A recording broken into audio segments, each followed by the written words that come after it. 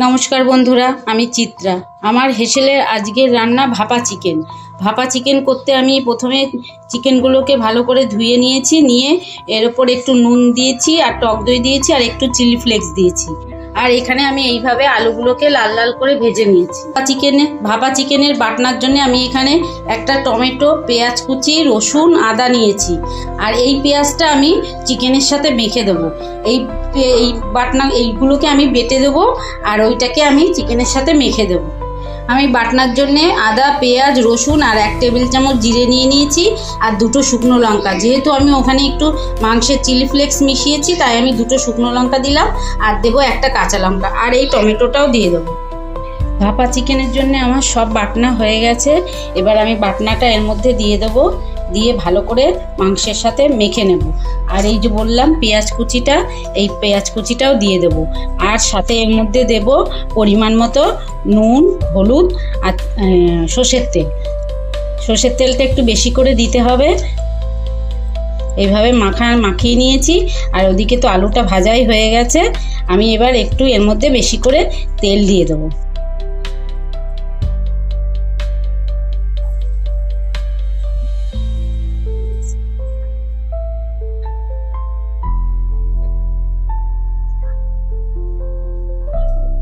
একটু বেশি করে এর মধ্যে আমি এই সর্ষের তেল দিয়ে দিলাম।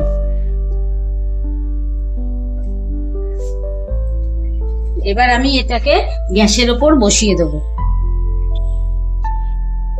আগে এর মধ্যে একটু হলুদ দিয়ে নিই, এইভাবে হলুদটা দিয়ে নিই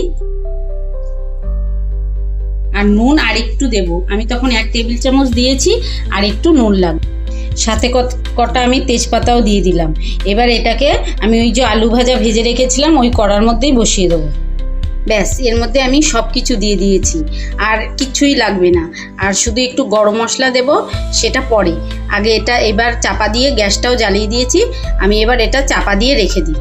এই দেখুন, আমি ঢাকা চাপা দিয়ে দিয়েছি। প্রথমে 5 মিনিট আমি জোরে আঁচ করে রেখে দিয়েছি, তারপর থেকে 15 মিনিট একদম অল্প আঁচ করে রেখে দেবো।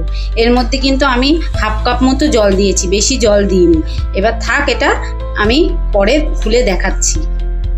এবার আমি ভাপা চিকেনের ঢাকাটা খুলবো।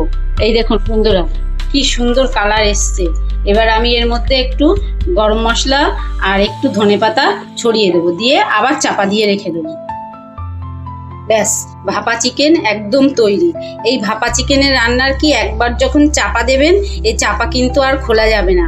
একদম সময় হবে তখন খুলতে হবে। একদম অল্প আছে এইভাবে বসিয়ে রেখে দিতে হবে, তবেই না চিকেনের টেস্টটা বেরোবে। আর মাংস, আলু ওই অল্প আছে ওইভাবে ফুটতে ফুটতেই হয়ে যাবে আর সুন্দর তেল ছেড়ে দেবে। দেখুন বন্ধুরা, কি সুন্দর তেল ছেড়েছে।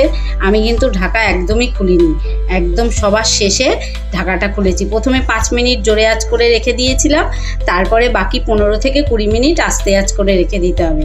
একদম এইভাবে আপনারা বাড়িতে তৈরি করে একদম খাবেন আর আমাকে জানাবেন যে এই ভাপা চিকেন কেমন হয়েছে।